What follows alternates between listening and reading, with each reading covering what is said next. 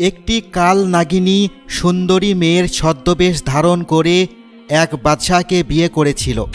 তারপর সেই কাল নাগিনীকে লোকমান হাকিম যেভাবে বন্দি করেছিলেন, সেই চমৎকার ঘটনা আজ আমি আপনাদের বলতে চলেছি। তাই ভিডিওর শেষ পর্যন্ত আমাদের সাথেই থাকুন। একদিন লোকমান হাকিমের এক বাদশাহ বন্ধু হরিণ শিকারে বের হলেন। সে খুব সাহসী ছিল। বীর দর্পে তীর ধনুক নিয়ে শিকারে বেরিয়ে পড়ে। সে হঠাৎ জঙ্গলের মাঝে একটি মেয়ের কান্নার আওয়াজ শুনতে পেল। মনে হলো খুব নিকটেই কোনো মেয়ে কান্না করছে। তখন বাদশাহ জোরে জিজ্ঞাসা করলেন, কে তুমি, আর কেনই বা তুমি এই মাঝ জঙ্গলে কান্না করছো? তুমি কি আমাদের মতো সাধারণ মানুষ নাকি জিনপরি? সামনে আসো, তোমাকে দেখতে চাই। তখন মেয়েটি বলল, হুজুর, আমি আপনার মতোই সাধারণ মানুষ এবং একজন মেয়ে। আমি এই গাছের আড়ালে রয়েছি। আমি বস্ত্রহীন অবস্থায় আছি। যদি আপনি দয়া করে এক টুকরো কাপড় আমাকে পরিধান করার জন্য দিতেন, তাহলে আমি আপনার সামনে আসতে পারতাম। তখন বাদশাহ তার মাথার সাদা পাগড়ি গাছের নিকটে ছুঁড়ে দিলেন। মেয়েটি পাগড়ি পরিধান করে বেরিয়ে আসলো। বাদশাহ দেখল সাদা কাপড়ে আবৃত এক অপরূপ সুন্দরী মেয়ে বের হয়ে আসছে। সে জিজ্ঞাসা করল, এই মেয়ে, তোমার নাম কি, আর এখানে কেন এসেছো? মেয়েটি বলল, আমার নাম কুয়া কুয়া, কিন্তু আমি এই জঙ্গলে কিভাবে এসেছি আমার মনে পড়ছে না। তখন বাদশাহ বলল, ঠিক আছে, তুমি আমার সঙ্গে আমার মহলে যাবে। তখন মেয়েটি বলল, না হুজুর, আমি এইভাবে আপনার সঙ্গে যেতে পারবো না। যদি আমাকে সঙ্গে নিতেই হয় তাহলে আমাকে বিবাহ করে সঙ্গে নিতে হবে। আপনি কি এতে রাজি? বাদশাহ কিছুক্ষণ ভাবল। এরপর সে বলল, ঠিক আছে, আমি আপনাকে বিবাহ করতে রাজি। অতঃপর তারা বিবাহ বন্ধনে আবদ্ধ হল। বাদশাহ তার নতুন রানী কুয়া কুয়াকে নিয়ে মহলে পৌঁছে গেল। সে তো তার নতুন ছোট রানীকে পেয়ে ভীষণ খুশি। সে তাকে পেয়ে যেন দুনিয়া ভুলে গেল। তার রূপে সে মোহিত হয়ে পড়েছিল। এতটাই তার মাঝে ডুবেছিল যে তার প্রিয় বন্ধু লোকমান হাকিমের কথাও তার স্মরণে ছিল না। অথচ এর আগে সকল বিষয়ে সে বন্ধু লোকমান হাকিমের পরামর্শ নিত। এভাবেই দিন যাচ্ছিল। লোকমান হাকিম তার বন্ধুর কথা স্মরণে রেখেছিল, এমনকি মহলের সকলের খোঁজ খবর রাখত। তার বন্ধুর কোনো ব্যাপার অজানা ছিল না। সে জানত কিভাবে সোনাবন থেকে তার বন্ধু এক সুন্দরী নারীকে বিবাহ করেছে। এমনকি ওই রূপসী নারীর সকল বিষয় সম্পর্কে অবগত ছিল। তার বাদশাহ বন্ধু ওই মেয়েকে বিবাহ করার পর একবারও সে নিজ থেকে মহলে প্রবেশ করেননি। সে তার বন্ধুর উপর বড়ই অসন্তুষ্ট ছিল। এদিকে বাদশার মহলে একের পর এক অঘটন লেগেই থাকত। অঘটন বলতে ওই অঞ্চলে প্রায় প্রতি রাত্রে কারো না কারো গরু, মহিষ কিংবা ছাগল হারিয়ে যেত। এভাবে পশুর সংখ্যা ক্রমশ কমতে থাকে। লোকমান হাকিম বন্ধুর এই বিপদে আর রাগ করে থাকতে পারলেন না। সে মহলের উদ্দেশ্যে রওনা দিলেন। ছুটে গেলেন প্রাণপ্রিয় বন্ধুর কাছে। মহলে পৌঁছে বন্ধুকে বললেন, তোমার নতুন রানী কোথায়? আমি কি তার হাতে এক গ্লাস পানিও পেতে পারি না? তখন নতুন রানী পানি নিয়ে রাজসভায় আসলেন। সে এসে লোকমান হাকিমকে দেখে বেজায় রেগে গেল। রানীর এরূপ আচরণে বাদশাহ আশ্চর্য হয়ে গেল। সে লোকমান হাকিমের নিকট এই ঘটনার ব্যাখ্যা চাইলেন। লোকমান হাকিম বন্ধুর কথা শুনে মুচকি মুচকি হাসতে লাগলেন। এতে বাদশাহ রেগে গিয়ে বলল, তুমি কি আমাকে সত্যটা বলবে? লোকমান হাকিম বললেন, বলতে গেলে তো অনেক কিছুই বলতে হবে। তুমি এই মেয়েকে বিবাহ করে একদম ঠিক করনি। এই মেয়েটি কোনো মানুষ নয়, বরং একটা রাক্ষস। বাদশাহ লোকমান হাকিমের কথা বিশ্বাস করলেন না। সে বলল, আমি তোমার কোনো কথা বিশ্বাস করি না।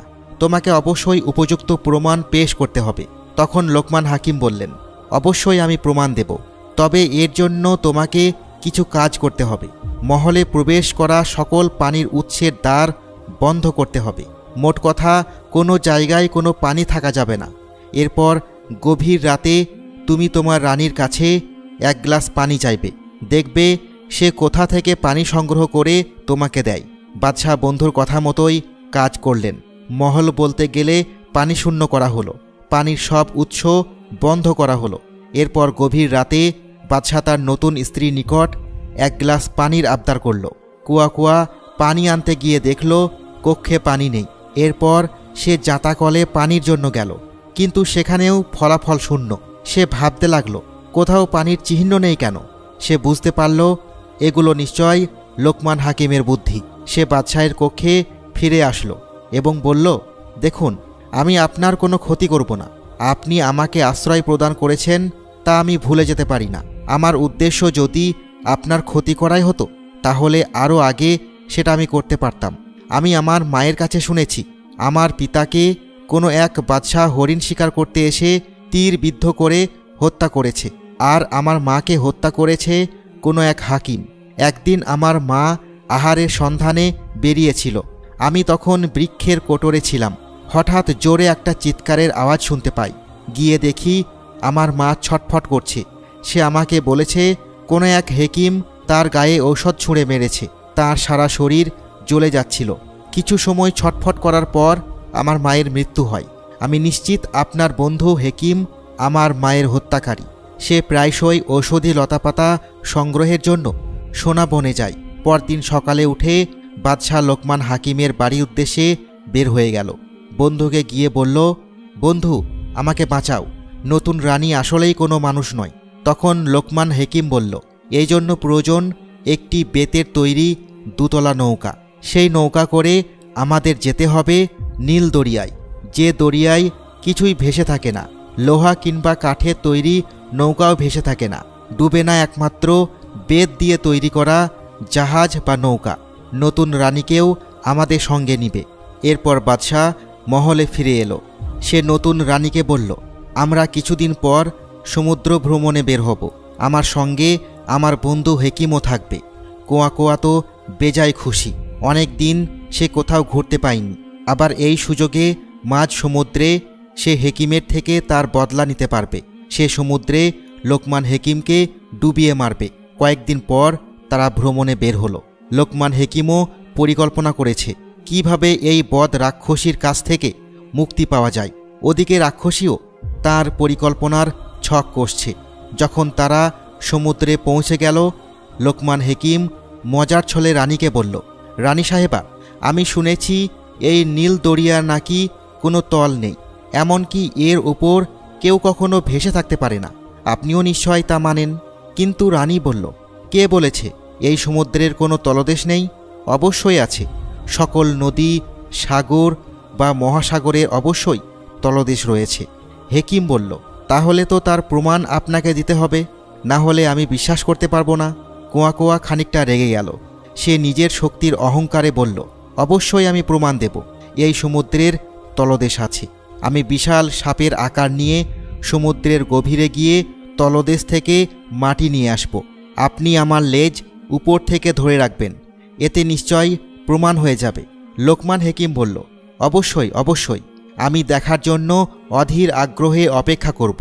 লোকমান হেকিম দেখতে পেলেন এক বিশাল আকারের সাপ সমুদ্রের গভীরে প্রবেশ করল। সে তার লেজ ধরে রেখেছিল। এরপর যখন ওই কাল নাগিনী একদম গভীরে চলে গেল, তখন লোকমান হেকিম তার সঙ্গে থাকা শিশিগুলো থেকে ঔষধ সমুদ্রে ফেলে দিল। এতে ওই পুরো জায়গা পাথরে পরিণত হলো। কোয়া কোয়া আজীবনের জন্য ওই স্থানে বন্দী হয়ে গেল। এভাবেই লোকমান হেকিমের বুদ্ধির জোরে বাদশাহ এক রাক্ষসের হাত থেকে মুক্তি পেল।